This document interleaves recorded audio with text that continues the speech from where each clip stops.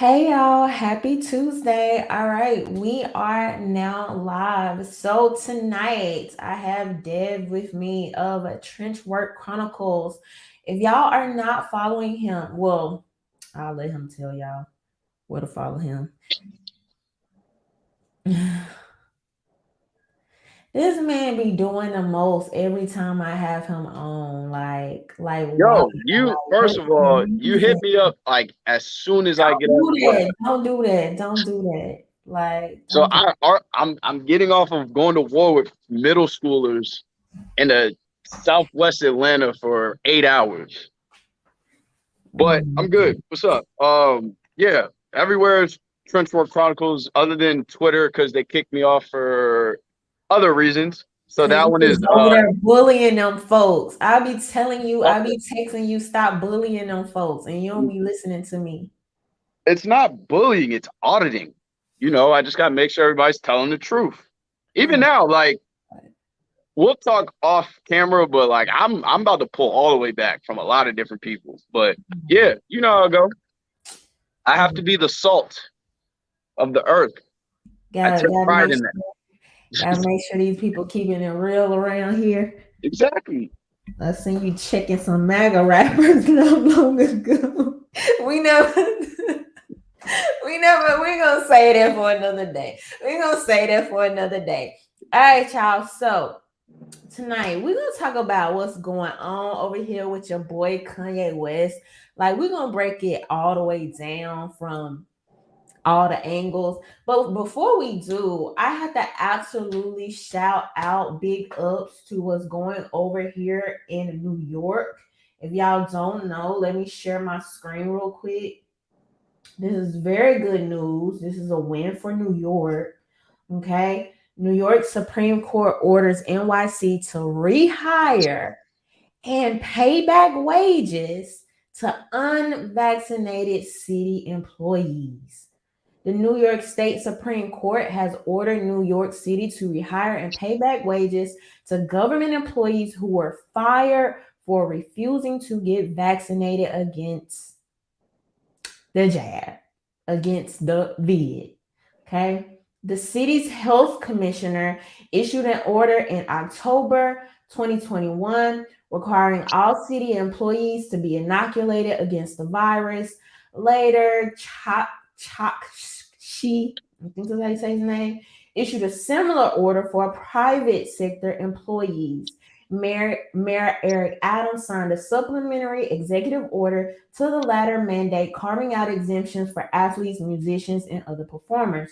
The court deemed both orders arbitrary and capricious, while also finding that Chakshi's violated the New York State Constitution. Okay. They basically said the health commissioner cannot create a new condition of employment for city employees. They cannot prohibit an employee from reporting to work and cannot terminate employees.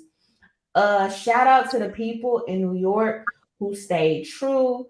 Um, who stayed true. I have a homie out there that was telling me about how hard it was to find work during that time and how the unjabbed were being heavily discriminated against. And this just warms my heart because this is an example of when you committed to something and you made up in your mind that this is what you stand for, like you will reap the benefits in the end, whether that's finding a better job, a better opportunity, or something like this coming along in a cut. And it's like, nah, we did y'all wrong. We got to make you right. We got to make you whole. And so that's what New York Supreme Court came through and did. And I mean, I think it's a good thing, Dev. What do you think about it? I think New York's on a roll. That's 2 for 2. They started the fight to get their citizens their gun rights back with this concealed carry permits, and now they're it seems like they're just gonna follow the Constitution. But I also think that's a play that Democrats have rolled out. We called this. We called this as soon as the lockdown started. When it was gonna end was when it was time and when they could benefit from it politically the most. When is that? Right now. they're in a struggle for midterms with all of the Republicans flipping their seats. So they need something to pump out. They tried to pander to us with the we're gonna decriminalize weed and let everybody out for that. So this to me was Wasn't just the that same thing. crazy? And come to find out that that is not freeing not one person. Like, do you Right, hear me? one, not one. But yeah, And people really made a thing of it. it's all it's all pandering. Ironically, But this is the good pander. ironically, Trump actually freed more people under the First Step Act. It was a couple thousand. I can't remember like the exact number, but Yeah.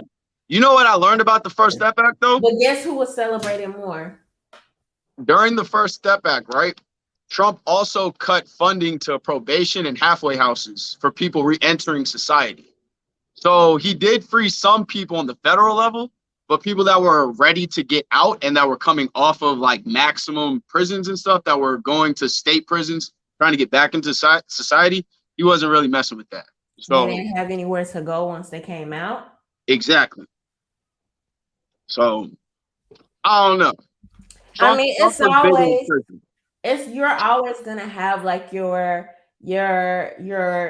I don't want to, well, I guess I was gonna say you're always gonna have like your good and your bad, or the thing that the media will try to do, right? Like even you telling us about that, the media have us talk about this one thing or celebrate this one thing, and then this is really what's going on behind the scenes. Even a lot of, well, some people may not know, they were even trying to push like a step two to take it further, right? Because even that first step, I mean, in some ways, might not have been enough, and there were other things that they want to do, and I think that's deaded now. And especially when you see crime going up in some of these areas and people attributing that to, oh, stuff on crime and all these other things, which, that could be part of it in some districts, but we cannot ignore, I believe we cannot ignore the effect that COVID had on, first of all, what it's done to the economy, what it's done to the pockets of the everyday household. You embolden people by allowing them to go around masking their faces, right? And all of these other things. And so, and not even to mention some of the mental issues that have been exacerbated by a lot of the things. The health facilities is being harder to get appointments, and people being tucked away in their homes for how months on end, and people being stuck in their homes with their children and their spouses, which I don't see why that should be a problem, but apparently for a lot of people it was, and things like that. And it's like some of these other issues, which a lot of it was thrown onto the general theme of 2020, right? Like the George Floyd and the protests, and this is why crime is increasing. But I think that it's just a lot deeper than that. And so this is why I always say, like, we can't even really just jump to be on the headline like, oh, this is what happens and let's celebrate this thing. And then when you go read the freaking fine print, it's like, wait, what? And that's what I was gonna say. You gotta read the fine print. Anything that the government is telling you and putting in a positive light, always look for collateral damage being done somewhere. And sometimes that collateral damage is going to be worse off than what they're actually trying to fix. We haven't really seen the government fix anything. We've seen them pass legislation and prop people up as pillars to the solution for this, but the solution's never actually there. Something that we're both adamant against: gun control. Gun control has never worked anywhere. You can't point to one spot where there is no more crime or violence because guns have been taken out of the streets. So, yeah.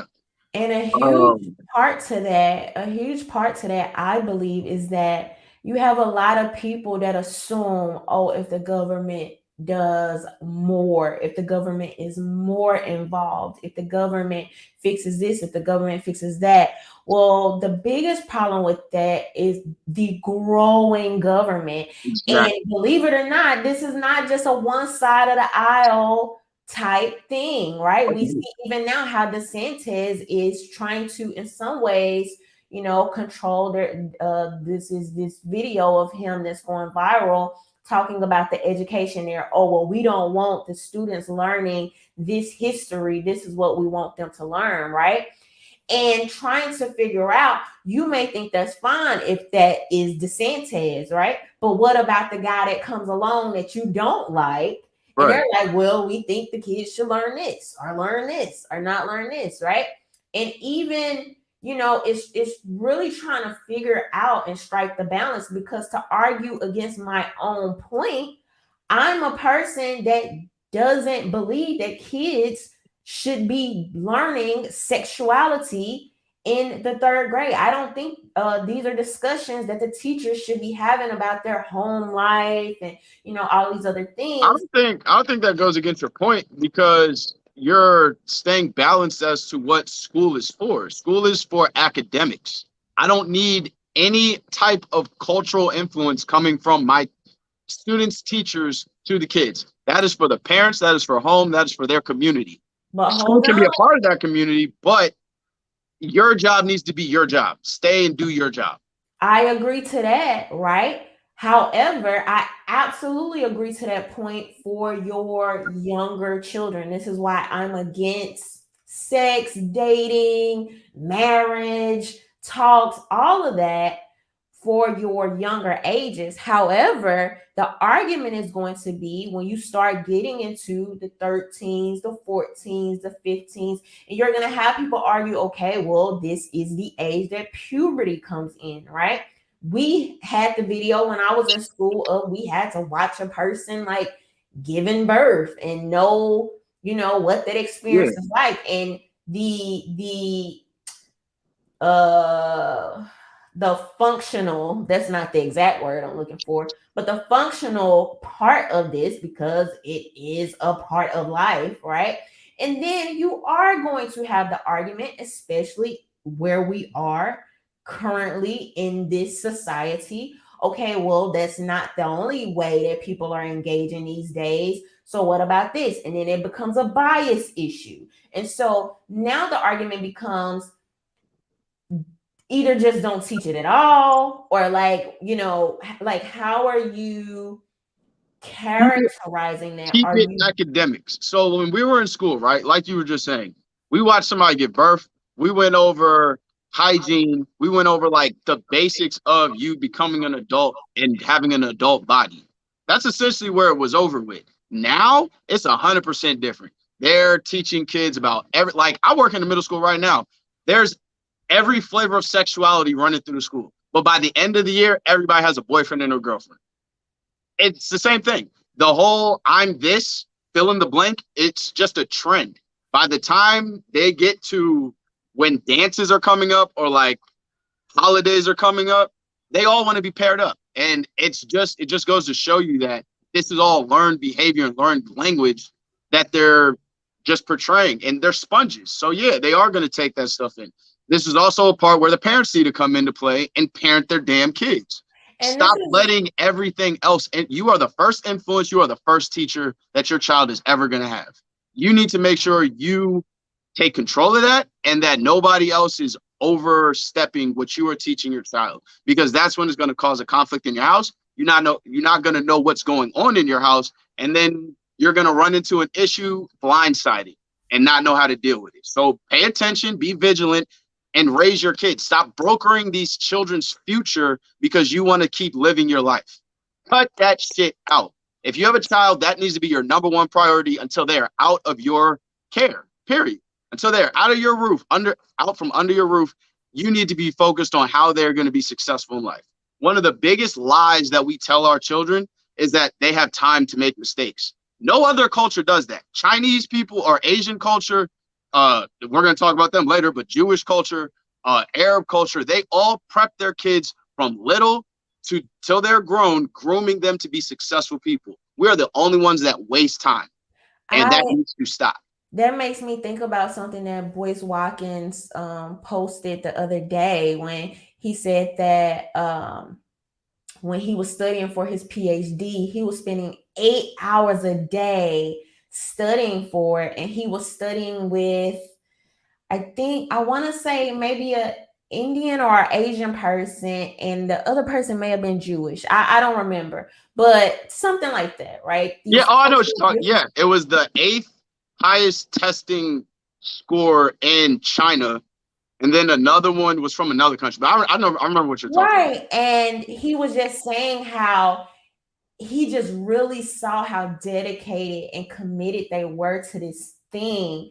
And I'm like, I just reposted it. I'm like, oh my God, this is just telling me I need to work harder. But what I want to say about that is when it comes to the public school education, something that I've been diving into more is like this homeschooling, unschooling thing, and how children used to learn before the Rockefellers, before the public education school system, is that you would learn the basic reading, writing, and arithmetic.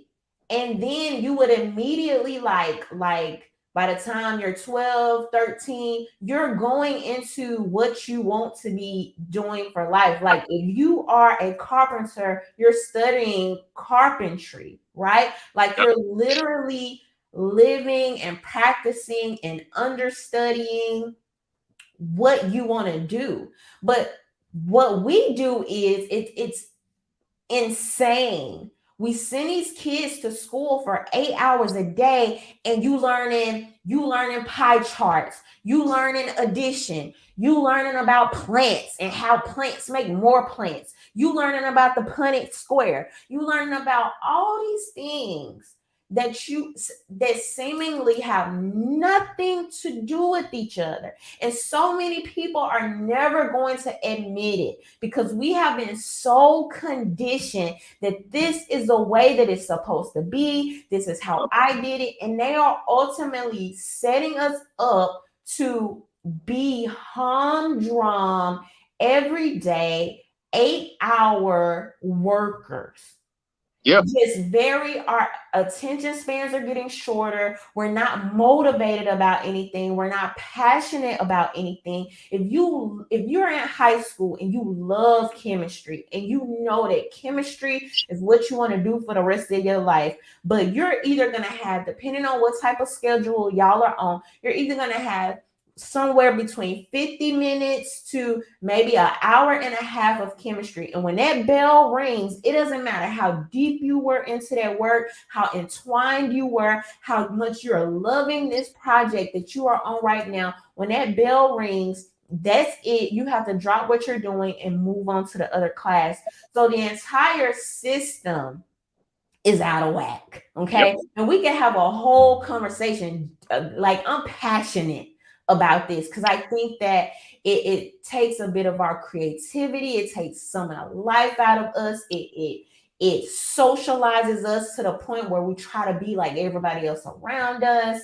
I mean, oh my God, I could just go on and on about this. But the bigger point I want to make is that I actually think that the school systems would be a lot better off if it was way more in the hands of the parents and the locality versus the government and an overall, this is a one size fits all kind of way to do this, right? You have parents that feel differently in a Florida, right? Versus a California. You may have some differences there and some ebbs and flows of, okay, well, this is what we think is relevant versus this, California, it may be heavily tech pushed, while Florida may be heavily, agricultural push, depending on how the parents saw fit for their child's education. But unfortunately, it doesn't work like that. They just throw a whole bunch of things at us, and you're just there all day. And most of that stuff you will never, ever, ever, ever use. I think what you're speaking about speaks to one of my black pilled philosophies of this country is eventually going to fracture. Because just like you said, you cannot sit here and say that Americans in California are the same type of cultural Americans that are in Texas. Well, some of them are in Texas now, but Florida, Maine, the whole other coast, right? Like these are two completely different cultures. And if you're going to keep trying to have one centralized government over all of them, creating all of those rules, then yeah, eventually it's just gonna bust and people are gonna get sick of it. You're gonna probably see some type of um secession, but I Yeah, don't know. like I hope Texas is the one that leads it. even Um, going up into the midterms now, I'm like, it's so much energy harvesting on. This seems to be such a polarized time. Everything is political. I feel like people are tired, and I feel like people are over stimulated. stimulated, Yep. like we're overstimulated with anger and hate and us versus them. And I think that even in a lot of ways, and we're going to kind of talk about this tonight with the Kanye West thing, but even beyond that, I do believe that in some ways it is causing more friction, right? Friction leads to violence, and then you'll have people like people in California taking on the emotions of the people in Florida, or vice versa, right? Because where you used to just have to watch stuff on TV, or even before TV, you just knew your local area. You knew Yep. the cultural theme, unless you were avid traveler, but you knew the moods, the emotions, the politics, the culture of your local area. Now, I talk about this all the time. Even in media, Hollywood, a lot of times I feel like they like to push the Black people in California and New York to the front.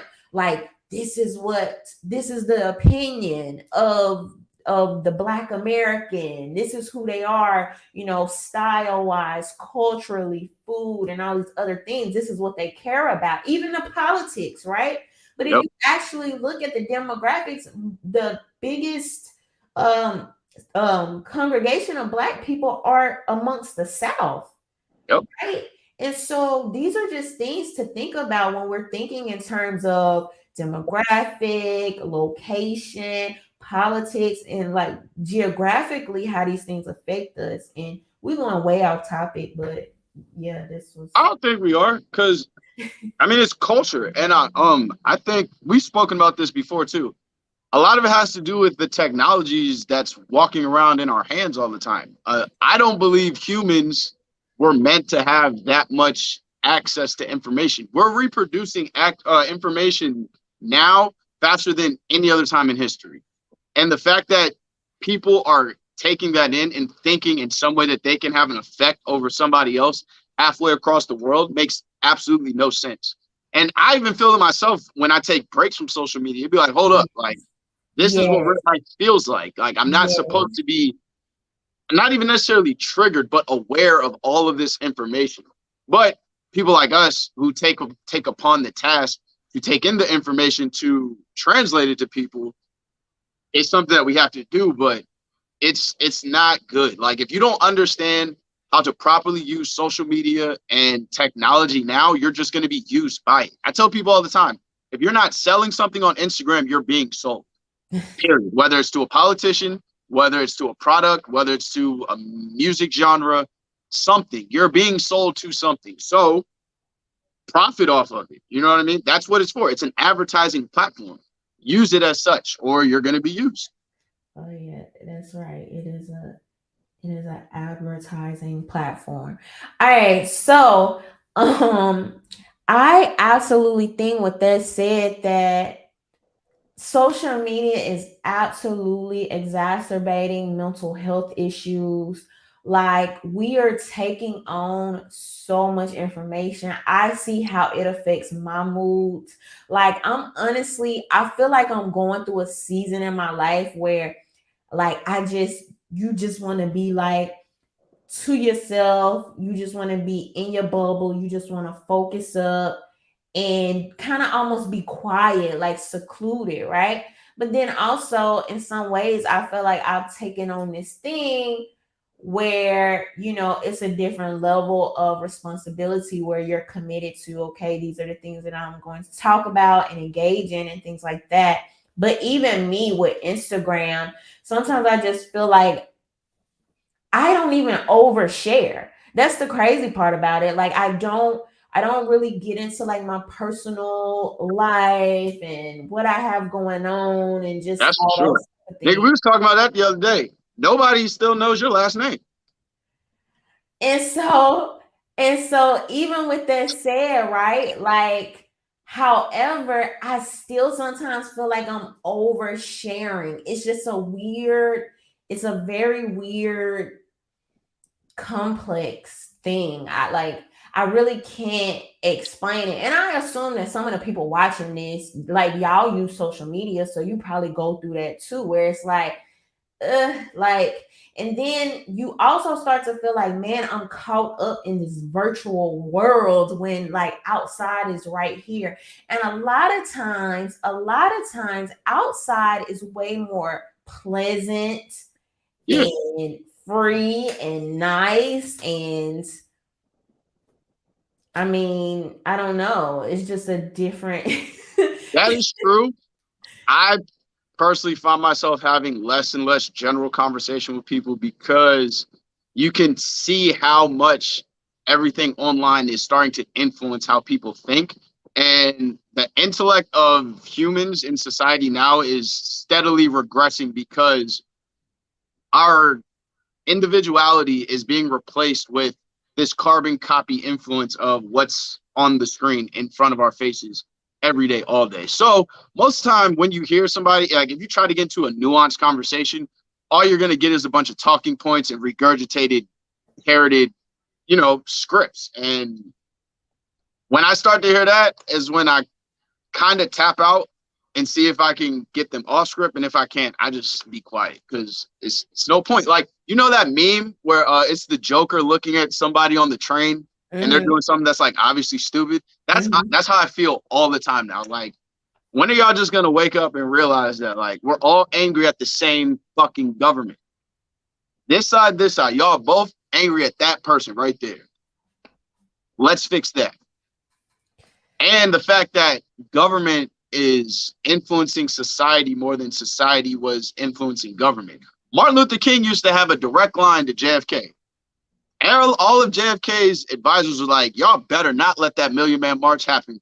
He was on the phone with Martin Luther King like, nigga, when are y'all coming to DC?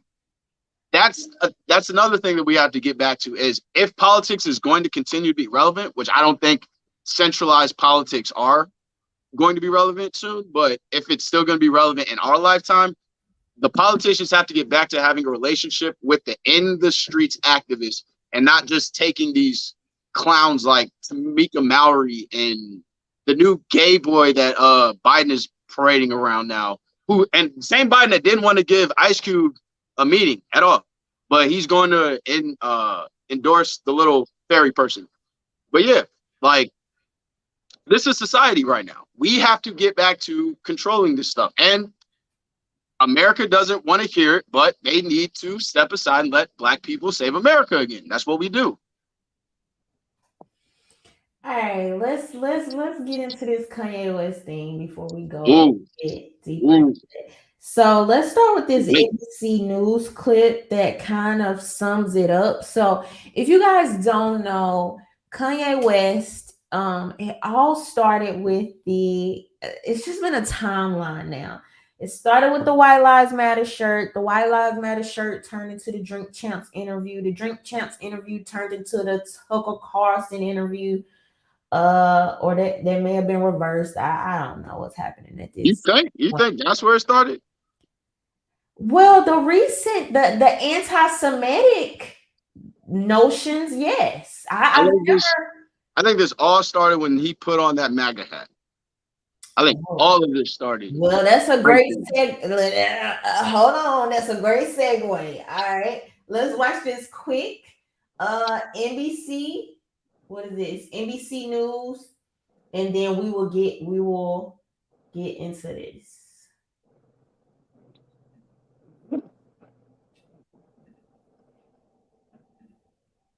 Drivers were greeted with this anti-Semitic banner over the weekend, following a recent string of hateful comments from rapper Kanye West, who is now known as Ye. Today, his talent agency CAA confirmed it is no longer representing West. Several other companies recently cut ties as well, while while pressure is mounting on Adidas, home to the rapper's Yeezy brand, to do the same. The thing about it being Adidas is like, I could literally say anti-Semitic and they can't drop me. The company says their partnership is under review, but has not responded to requests for further comment. Just this afternoon, his ex-wife, Kim Kardashian, tweeting, "Hate speech is never okay or excusable. I stand together with the Jewish community and call on the terrible violence and hateful rhetoric towards them to come to an immediate end." West is one of the most successful pop artists of all time, but most recently it has been his controversial behavior getting attention, wearing a White Lives Matter t-shirt, followed by anti-Semitic posts and interviews spreading conspiracy theories about Jewish control over the media and government. Hateful rhetoric now being echoed by a celebrity with tens of millions of followers. Both Twitter and Instagram have restricted his accounts and deleted posts, but the Anti-Defamation League believes West's comments may be emboldening hate groups. Anti-Semitic incidents in the U.S. reached an all-time high last year. What happens to a hate group's message when Kanye West is out there bolstering it? Kanye West has given license to extremists across the board to evangelize their anti-Semitism. He's created a kind of window of opportunity, and they're flooding in. The billionaire rapper's comments are protected by the Constitution, but as Kanye West doubles down on hate, it's his business and his brand taking the hit. Stephanie Gosk, NBC News. So first of all, right? How do you want to go? There's so many angles you can get.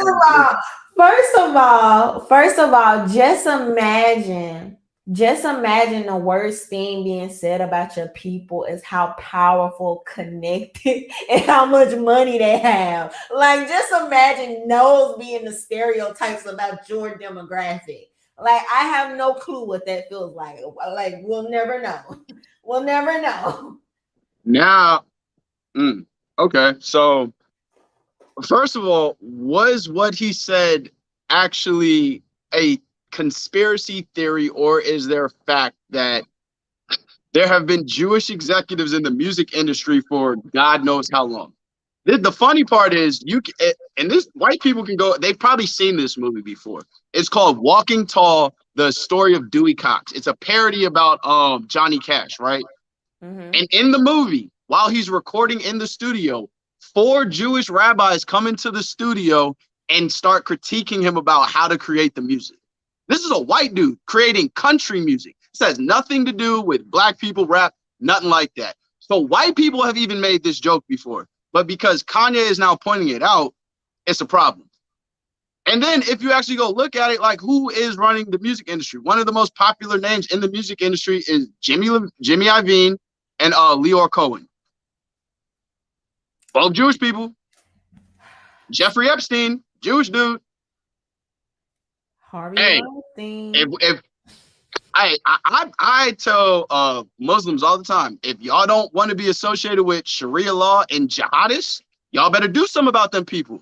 Jews, if y'all don't want to be associated with these type of people, do something about them. Black people, if y'all don't want to be associated with thugs in the streets, do something about them. But don't sit here and act like what he's saying doesn't have truth to it. Everybody has a bad part of their demographic. Stop acting like they're just like, and one thing I'm getting sick of is Jewish people becoming the new, like, can't say anything about demographic. Like, they're almost as protected as gay people now. This shit is getting ridiculous. Like, since when is it, like, oppressive for someone, like you just said, when is it oppressive for someone to say they run an industry? And I mean, we can look up who runs the industry, and you can see it for yourself. Have you ever been to Miami? Like, in Miami? Have you ever been to North Beach in Miami? You know what North Beach is? North Beach is like the biggest Jewish community in Florida. Really? On South Beach. Mm-hmm. Where is a lot of the entertainment industry flowing through? South Beach. Oh, yeah. There's truth to it. Now, this is where Kanye gets criticism. Okay. Stop trying to use this I've just found out some conscious black information every time you want to run to white people for validation. Stop running to Paris with a White Lives Matter shirt on, looking for validation from white people. Then you want to run back to black people, grifting to us, talking about, oh, I'm trying to expose BLM on y'all's behalf. I'm gonna expose the Jews on our behalf. No, you're not, dog. None of this information that you're trying to spit is new. Nothing that in Candace's documentary is new. Nothing that Kanye West is saying right now is new. This is all old bullshit, and it's all them grifting back and forth to make sure they stay in the limelight. The funny part is it has now kicked him in the ass. You cannot keep grifting back and forth. And this is what happens to grifters. We've seen it all the time. We saw Candace fall because she was grifting. We've seen Bryson fall because he was grifting. We saw Tatum fall because he was grifting. We've said it. The first time we saw Kanye standing next to Candace, this dude needs to get around real black conservatives before she fucks him up. Boom. There you go. Okay, so you just said a lot. I don't even know where to start. It's like at least 5 questions I thought to ask you from that. So first of all, you don't think that some of what he's saying could be coming directly from what he's experiencing right now at Adidas, what he's literally experiencing in these other industries and the things he's trying to do. And it's like, look, like I have this money and I want to do more, but I'm still, it's almost like there's a ceiling, like there's a cap. And I think that this is directly because of this demographic. Yeah, because he's always fighting for white validation. You never heard this argument. What does that have argument. to do with white validation, though? You never heard this argument from Nipsey Hussle. You never heard this argument from anybody who was trying to build up their communities with their community and make their community their demographic that they're trying to reach. Ye has always reached for white validation. I don't agree with that. I don't agree with that because when you really break it down, Black people don't, like, what do we own? We don't own any industries. We don't, it's nothing you can look. That's why I use Nipsey as my example, because he was the one that was actually owning the shit that he wanted to do. Like Nipsey was the street version of what Kanye is trying to do in the like mainstream. But this is what I'm saying, Dev. This is what I'm trying to tell you. When you are a billionaire, you don't want to be relegated to a street version. You don't want people trying to sun you. You don't want people trying to play you. You have people that have made less money than Kanye, right? Trying to give him advice on how he should move about his businesses. Also, you got to keep in mind that one of the things he's exposing is Black people don't have like industry, right? Like even if there's any businesses that you want to, and we're gonna go into the stereotypical thing, but this is truthful, right? When you think about the nail industry, right? Or the beauty industry, the hair, even the hair that Black women buy, stores that we go to, they are mostly Asian owned. When you think about the music industry, Jewish owned, even if you think about the industries where we are heavily involved, like the NFL and the NBA, what percentage of ownership do we have in these? None. So I think none. And so I think to some extent, like I can't imagine being a billionaire and somebody thinking they gonna tell me like, nah, like this is the ceiling for you, or this is the cap, or you need to stay in your lane, or you got to do this and you got to do that.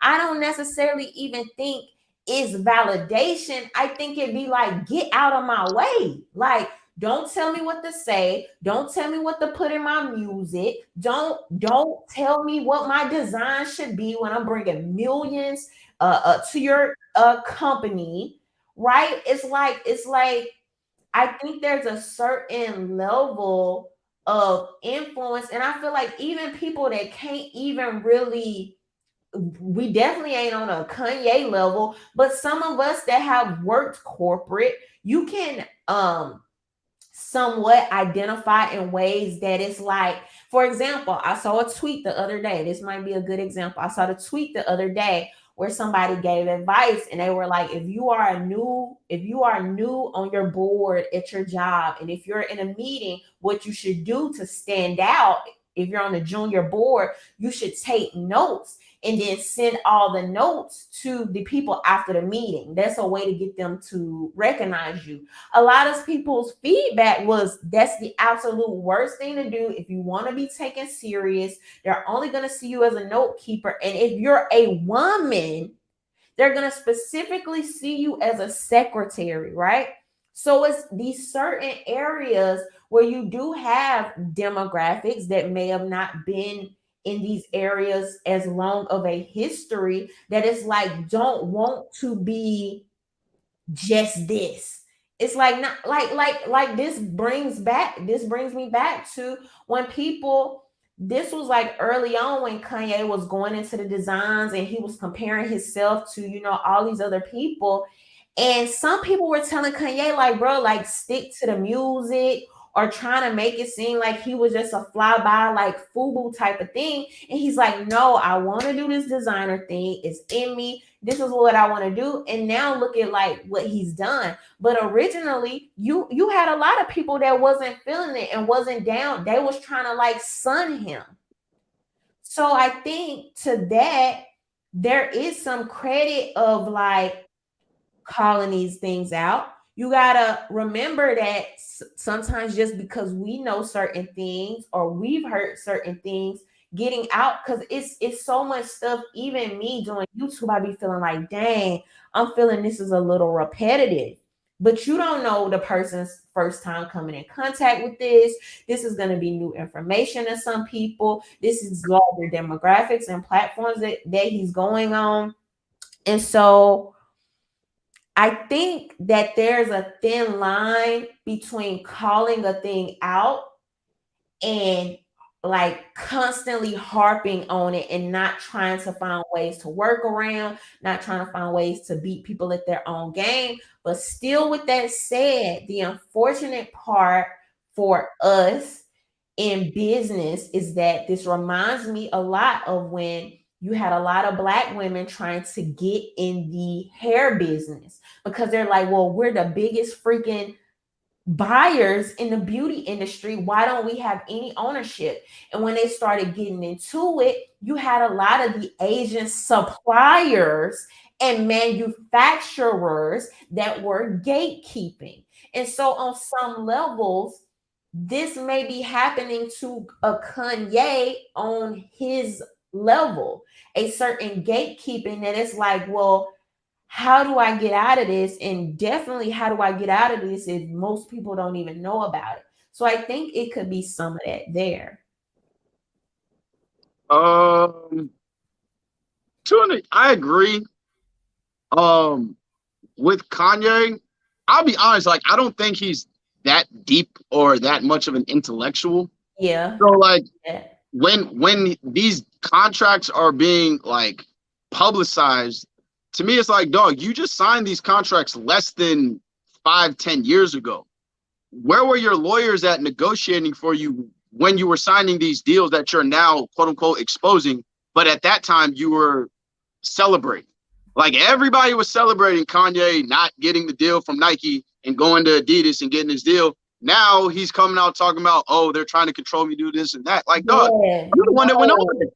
No, look at how they did TLC. Look at how they did Scottie Pippen. Look at how they did Tony Braxton. Like we cannot ignore, man. Like, unfortunately, we behind the 8 ball in a lot of, this is why I say, like, reading the fine print.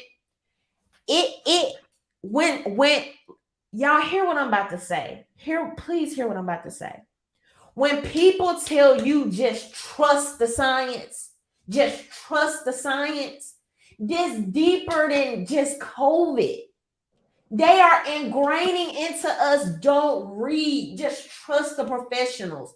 They better at it than you. They know more than you. You're not that special. You're not that smart. Chameleonaire just came out. It's a clip that went semi-viral the other day when he was talking about where he was doing this audit with his label or something like that.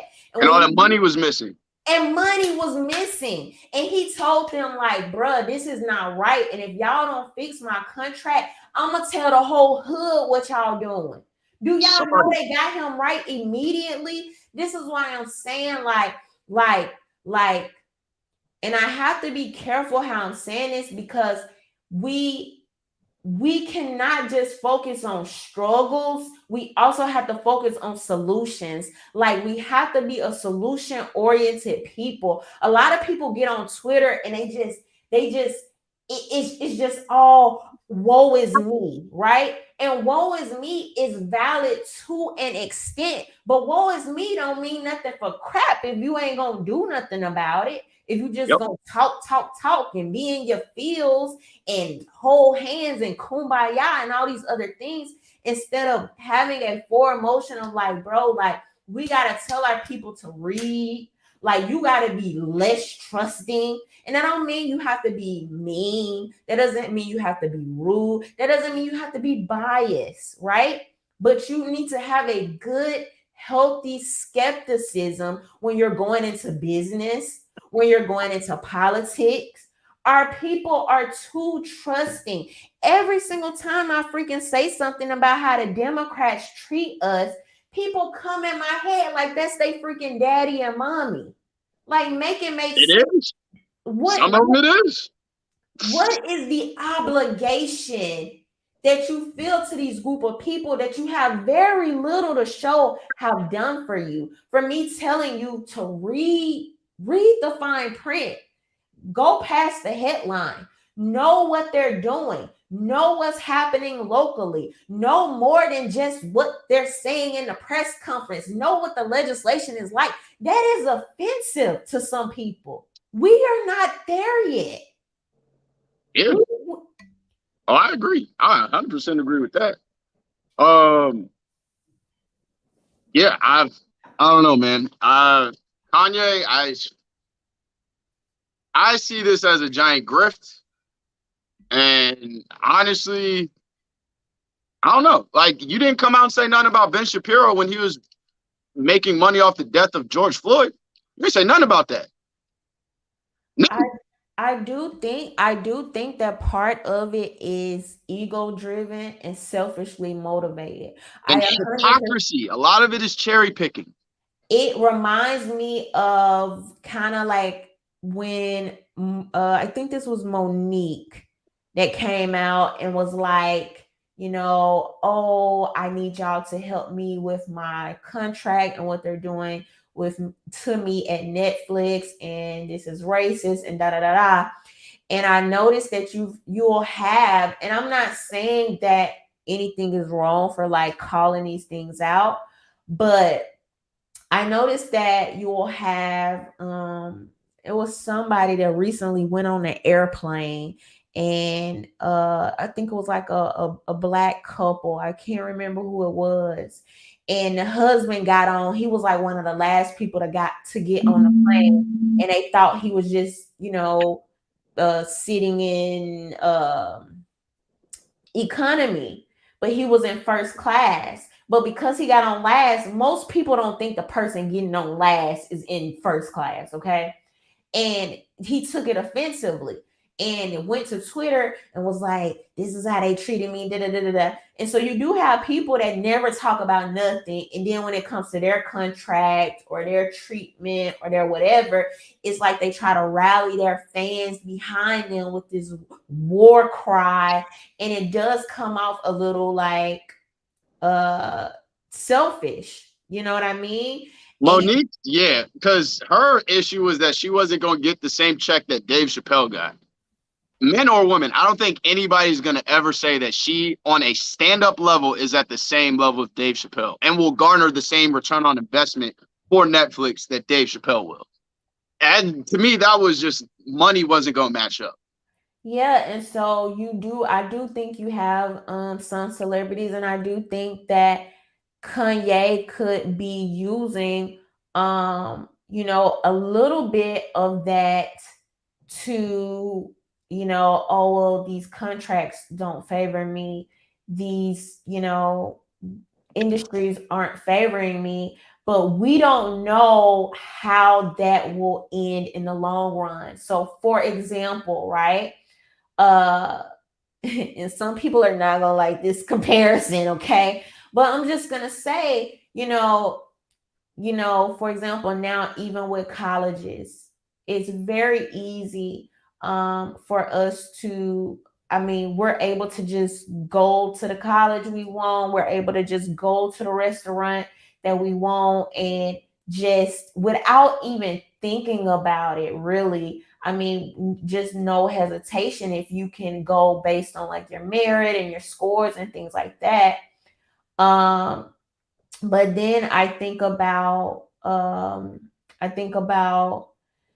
about a year ago, I had a lunch with somebody that was very significant in the civil rights movement, and he was like the first Black student to go to Ole Miss, and we had lunch together. And I'm just, for me, it's weird, because it's like, it's easy for us now to be like, man, I wouldn't have done all that. I wouldn't have gotten beat up and dogs sicked on me and all these other things that came with that. But it's easy to say when you're literally benefiting from the thing. You know what I mean? And so we don't know. We can say, oh, well, he should have went about it a different way, or this and that. And that's debatable. However, we don't know what type of conversations, what type of needles these conversations may move in the future. Now they're starting to mess with Kanye West's money, so this might mess with some of the things that he wanted to do. That would kind of be hard for us to know unless he comes out and says it explicitly. But I think that he has things he's trying to do. I know he was in contact with King Ramsel about how to, better his school and kind of expand some of the things he's doing there, and possibly, trying to get deeper into the fashion. And he was talking about all this land he had and wanting to create or delve into these different industries. He's already doing water with his dad, and I can't remember where, a different country. So I feel like in a moment, you always going to have people that sometimes wouldn't have like like even us on not on a Kanye West level, but even us, some of the things that we are even willing to say on these platforms, you have people looking at us like we're crazy. Like, it couldn't be me. Like, I wouldn't take that backlash. I wouldn't say that. I wouldn't risk my friendships and my job and we don't nearly deal with as much, or possibly even in some ways have as much to lose. But on somewhat of a level, anytime people are going against what's considered to be the grain, you have those people. I posted something about this the other day that I actually want to read, because I think it was pretty good. But I said, people be wanting you to be scared so bad because they're scared to speak, scared to follow their dreams, scared to defend themselves, scared to try something new, scared to be different, scared of what people will think, scared to try. Then they'll speak all their fears on you. And I think that is so real, because you have some people that who was this that came out?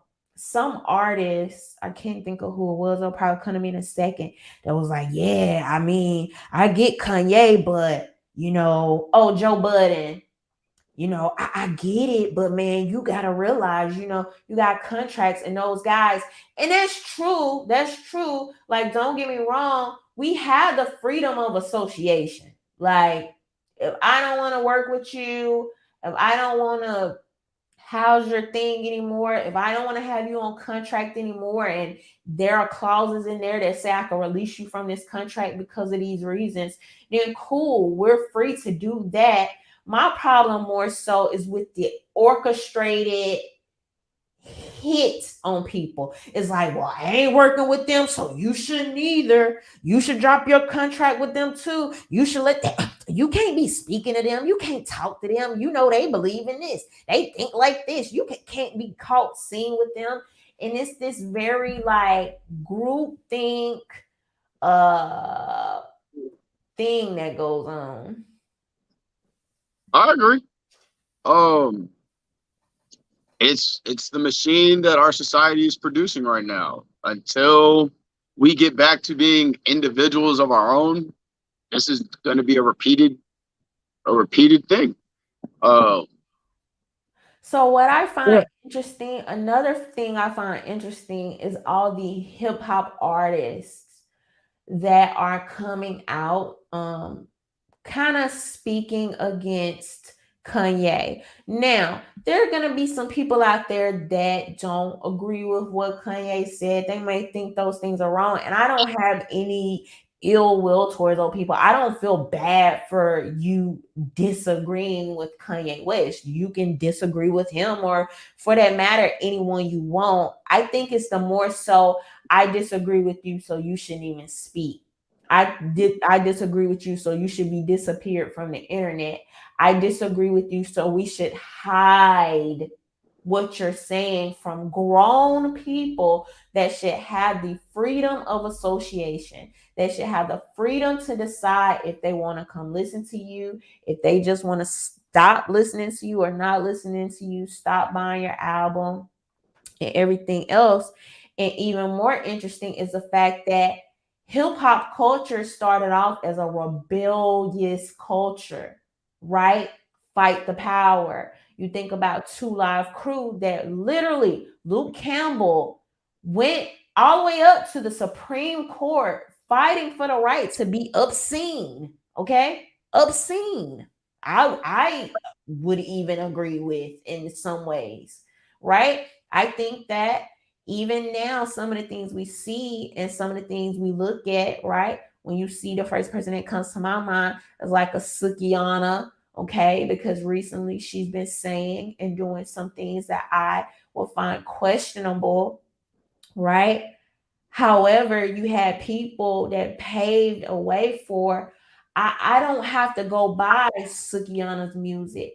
I don't have to buy Megan Thee Stallion's music. I don't have to buy Cardi B's music, right?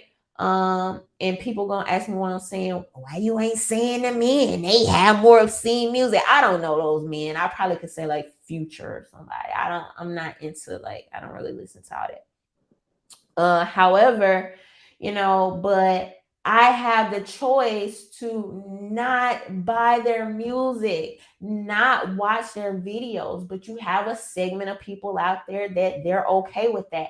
I would never be like, I don't like what was the dude that was Lil Nas X? I don't like him coming down the devil's stripper pole. You need to take that. You need to take those videos off of YouTube. Never no such thing, right? Now I could argue that this person paved the way during doing children's music, and now you switch to this, and now I believe YouTube has a hand in promoting you in some ways to children. That's an argument to be had, right? Whether these things are age appropriate, that's an argument to be had. But I would never try to take Lil Nas X away from adult people, regardless of how much I disagree with it. I may think it's obscene or whatever the case may be. And you have people like 2 Live Crew that made that possible, right? But now you turn around and hip hop culture is like, can't be saying that. It's like it's become completely corporate. It's become the complete opposite of what it started out to be. Now, some people may say because it was co-opted by the demographic that Kanye West is talking about. So maybe this turns into a you know what I'm trying to say? A circle of an argument. Circular argument. Circular argument. Thank you. I honestly did not know which one you was trying to go for that one. But I got you. But yeah, I agree. Yeah, man. We just stop. This is another thing. And it's funny because an entertainer said it, but stop giving a fuck what rappers have to say about society. Like, yes, Kanye is in the limelight, all of that, but he's not in your everyday life. Worry about that more than what's on your screen. That's all I can really tell people. Like, nobody a billion miles away from you should be affecting your everyday mood this much. I'm playing around with these. Okay, so yeah, I mean, cheap plug, RhondaMary.com. You know, I have my entertainers are not leaders shirt, and that one. Killer Mike tweeted at me the other day because it all started. You know, people are getting at him for people are basically getting at him for I don't see where he ever came out and said he was voting for Kemp. I see that Kemp went over there to get a haircut, and Killer Mike did compliment him. I can't really say it's a compliment. He just said that Stacey Abrams was slacking in some areas where Kemp was kind of getting out door to door and speaking to people, and people went in. They've been going in on this man, trying to like cancel his black card and like all kind of crazy stuff. And so he tweeted something, and people dropped in my picture. Okay, if you're not following me on Twitter, you can kind of see that there. All right, so don't be dropping my picture in people threads. Buy the freaking shirt, y'all, on RhondaMary.com. Like, what the heck? But anyway, so somebody dropped my picture in his thread where he said something I can't remember. And he said t-shirts are not activism. No, he said t-shirts are not groundwork or something he said like that. And people were adding me like, Rhonda, are you seeing this? Like, are you seeing Killer Mike getting at you? Like, are you seeing this? And I'm like, all right, let me see what's going on. So I had to drop the Nene Leaks meme. Like, dang, why'd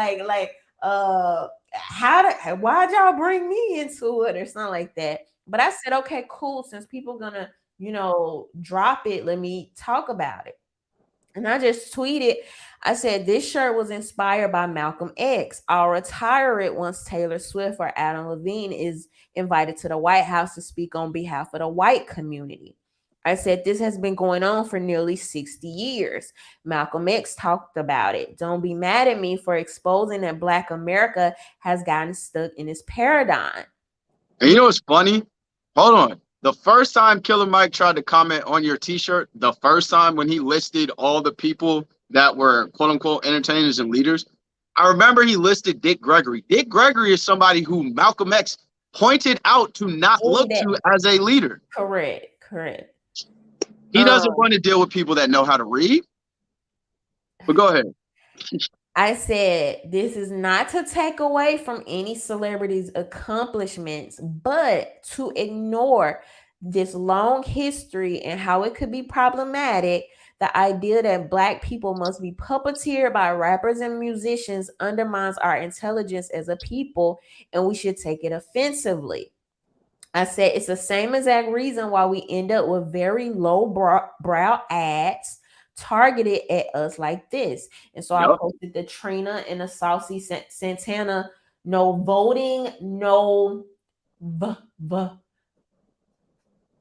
ucking. Okay. Right. I didn't say the cuss word, but that's literally the title of the video. Let me show y'all if y'all are not familiar with this. This is available on YouTube. You can go find a video where I think they're like twerking and doing like protests and all that. I said there are Black celebrities that do admirable work. This still doesn't mean that they should be trotted out in front of us every season as political heroes to be held by the lowly Black voter. Part of the reason Killer Mike is getting a pushback is because we put too much stock into them. People are literally trying to diminish Killer Mike's work and take his Black card away because of his recent political takes. This type of bullying only happens at this degree in the Black community because we're the only group of people that have been taught celebrities are our leaders. Okay, somebody tried to bring in talking about, oh, they had this one group had a benefit concert where we are a Dixie Chicks or somebody, I don't know who it was. And y'all still ain't told they're your leaders. You're still not told that to literally tear these people down piece by piece and discard them for how they vote. That's just not happening in any other demographic. It's just not. And so Killer Mike, that was like an olive branch, because that's just a reminder that you brought up Nipsey Hussle. I think that both of us can agree that he did significant things within his community, and we're not going to take away from that, right? We've had people like Angela Stanton, I believe, wasn't she like on TV or something like that, on some reality show or something? Yeah. So, even her, right? Like, and she does significant things now. She's very pro-life. She literally has, Angela is the most active activist in the Atlanta area, hands down. Correct. Like, nobody's touching Angela as far as Councilman Mark Baker. He does a lot of work too, but those two, nobody, Killer Mike, anybody else, nobody is touching the work that Angela's does. So with that said, we have people that have delved in entertainment. Like, I think that a lot of us could look at the Nipsey Hussles, the Killer Mikes, the Kanye West, the Dame Dashes, the Ice Cubes. We can look at these instances of people that do these crossovers, or they talk about different things, or cultural and social, and sometimes things that go into politics. And I think we can look at these people and find some of their work admirable. And I would never take that away from them, because we need as many people as solutions and building and all these other things as possible, right? However, we can't ignore that still doesn't take away from a history of Black people just being put in front of us. And it's like, look, listen to this guy, right? Like, no voting, no ucking. Like, really? It's so offensive. It's so offensive. Other people are not treated like that. They're just not. We had Juvenile telling us to vax that thing up. Yeah, there you go. Do you think Kanye, is so much going on right now? I don't know if y'all have noticed this, but there's been an uptick in shootings, police shootings, interracial shootings, and violence, all more so, right? Because it's present all the time. But the videos, the algorithms are doing something different now. To me, it's obvious, but I feel it going into the midterms. I tweeted about it. Some other people agreed. And it's like, I believe it's energy harvesting. Even, fall season, you got midterm elections coming up. Do you think that any of this is in line with midterms, anything of what Kanye West is doing, or do you think it's like random? Nah, it's definitely in line with politics. Yeah, for sure. For sure. Just like the last time Kanye was out here parading himself in politics, it was during an election season. It's what he does. I just think that America has gotten very, very desensitized to making other people's trauma their entertainment. And now we're starting to see the roots and the fruits of what that's done and the impacts it's had on society. Like, we've been watching 16 and Pregnant. We've watched like shows like Scarred, like all of the gory, weird stuff that people don't stop at just entertainment is now manifesting into real life. So yes, that I guess that is in some way energy harvesting, because you're taking on a persona and an energy that is just being force fed to you, and on all avenues as well. It's not even just one place. But yeah, People really got their kids out here dressing like Jeffrey Dahmer for Halloween. yeah. Like, how sick is that? Like, what in your mind? What in your mind just thought, well, this will be adorable. This will be cute. Like, it's children. It's just so sick to me. Even this Emmett Till video, this Emmett Till movie that's coming out, and ironically, right, coming out right before midterms as well. Um, I just have no interest in seeing it. I'm so tired of us turning trauma porn into entertainment. I think that a lot of these things suffice better when they're told through a documentary, right? A documentary standpoint versus a movie that glamorizes these events. A lot of times things are either very understated or very overstated. They throw a cinematic effect and they try to embellish the story. They change certain aspects of it. And what the effects that I see it having, and people becoming so addicted to trauma porn, I think that it's very problematic. I think that it's questionable. Even when you look at the people that are writing, okay, and making the most money from some of these things that are going on, some of these films, they don't look like the cast of who is portraying the films. You know, it's something to be said about that. It's something to be said about that. And I do not think it's doing us justice when we are not learning these things from a very historical, accurate, documented perspective, and we're just turning it into Entertainment. we're just We're turning it into we're entertainment. desensitizing trauma and turning it into entertainment. And it's still trauma at the end of the day, and it's still going to have the negative effects, whether it's now immediately or down the line after you're desensitized from it. Well, regardless, it's still going to have the same negative impact.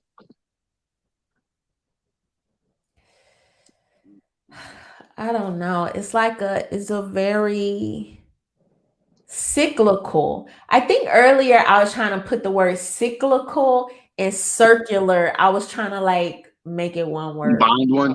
for some reason. Particular. Yeah. But it's a very cyclical theme that we're seeing, and almost cycle that I think they keep us in. And I'm almost interested to know if we could watch the patterns of the algorithms of what, if we do like a 4-year cycle. So we did it based on like the presidential election, what the algorithms looked like around that cycle. Like, do we have things that are more Googled at this time? Because every time it's, you know, we're gonna have this abortion conversation. Every few years, there's some type of major, you know, virus, illness, sickness. Every few years, I know this because my dad works at the post office. Every few years, it's, oh, the post office ain't bringing in enough money. We want to end the post office, and it's like it never happens. And it's just all these other conversations that it's just like, are people actually trying to fix the issues that we see? And this is why earlier on I said I wanted to tread lightly, because yes, we need to address things and talk about things, but it's another thing when it's just perpetual sadness and anger Right. and And there's no solution being there's presented on the other no, side of that. there's I no 100% agree. solution being presented. So I am going to be watching now to see where I does feel like that's where I feel like that's where the devil or the demon of social media and technology gets to play a great area though, because even if we go look at those, they could very well just be like, well, people were looking at all of these hot topics because it was election season. While on the other hand, being like, all right, let's pump all of this up because it's election season. Yeah, technology and social media is a Pandora's box that's been opened that I don't think we really understood how much it's going to affect us. Like it was all fun and games until it's now been politicized and social it's media used to be so just simple and fun back in the day. It was like, Twitter used to be like hitting the movies with my homies, send it. Like it wasn't all right, now I have to break down the government why this like it didn't used to be, and it wasn't until Obama really is the first one that started tweeting. So like when everybody was talking about Trump tweeting, I was like, Obama was tweeting for like 4 years, yo. Like, what are we talking about? It's not really the first president on Twitter, but I don't know. so I'm going to be very interested to see where Kanye West goes from here. He is being reported to lose millions of dollars.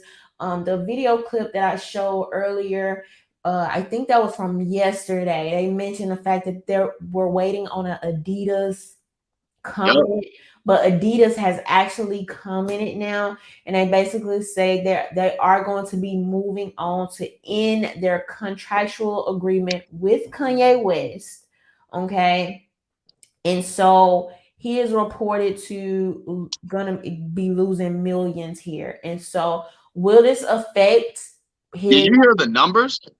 I think like 400 million. From 6 billion. He's losing 400 million. No. His net worth went from 6 billion to 400 million because of the Adidas, Gap, and Balenciaga deals. Are you sure about that? I could have sworn it said he's losing 400 million, but you're saying that's going to be his new net worth. You Google it, because I Googled it. I was like, what is Kanye West's new net worth? And it came up as 400 million. And then when I looked at all the articles, it was citing because of all the deals today. Specifically, I think he said something to somebody about being upset that he wasn't a billionaire anymore. But I don't know. That's what I saw earlier. Even that to come out so quickly, right? And to make news articles about it and the Forbes list and to try to make this go viral. Even that, I believe they're trying to put in the psyche of people that we're humbling this man. He ain't no billionaire. We can snatch that up from you at any moment. We can take your like. Even that is part of the programming. Because why are you so eager? Why are you so eager to? He ain't no billionaire. Like, just something to think about, man. Like, just something to think about. But He'll probably link up with Alex Jones and start doing something on Parler. Alex Jones. He might bring Parler back to life. I don't know about that. Alex Jones is on Parler, like he has stock in Parler, or he's one. No, I know he's allowed on that platform though. But he also just got hit with $1 billion lawsuit. Correct. So yeah. I'm sure they'll link up. But all right, so they steady trying to silence the man. They have I mean, I don't think they completely snatched his Twitter and his Instagram, but they are kind of censoring him for the moment. And so we'll see. We'll see his next interview. wherever he goes to interview, I mean, it does numbers. He just interviewed with this one guy that's a Jewish guy, and it had like 2.2 million views, and the guy only gets, I mean, his average video probably gets a couple 100,000. So we'll see the next platform and how he responds to this and his next moves.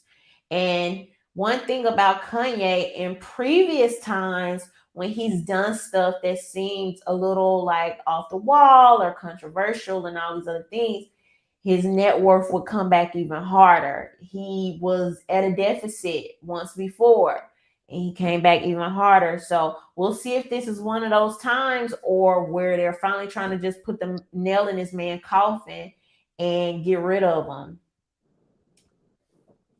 But all right, y'all. Dev, before we go, you have any final thoughts, and you want to tell people where to find you?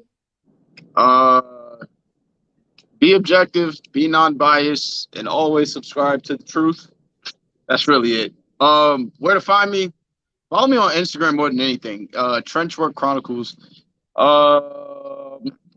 That's really it. I'll be at the Range Day up in North Carolina on November 5th. So if you're on Instagram and you follow me, look out for that. Shout out to the homies at Tactical Life, No Other Choice Training, and Black Guns Matter. That's it. And Walk the Talk America, the home teams. Oh, hold on. And Jelani, our homie. If you know who Visuals by Jay is, go follow him, because he just lost all of his business contacts. If you need videography work, that is the guy you want to work with. That's it. I had to give him that plug. He texted me during the live. But yeah. Final thoughts to I don't got none. I'm about to say mine. Oh, okay. My bad.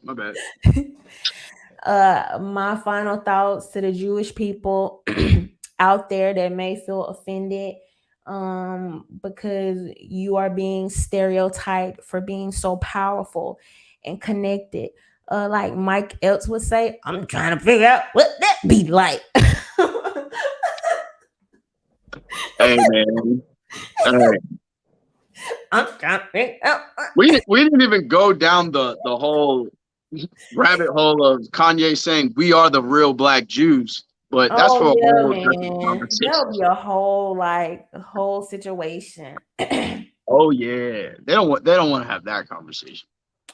But all right, y'all, make sure go over to RhondaMary.com, subscribe to my email list if you would like to get one of these very fly hoodies. Okay, it is hoodie season. Unicorns, fairy dust, and AR-15s type of girl. I have those over there on RhondaMary.com, along with my other merch. Also, with everywhere you can follow me on social media. I'm on Facebook, I'm on Twitter, I'm on Instagram. Let's keep in touch through the week. And all right, y'all, we'll be talking soon. Bye.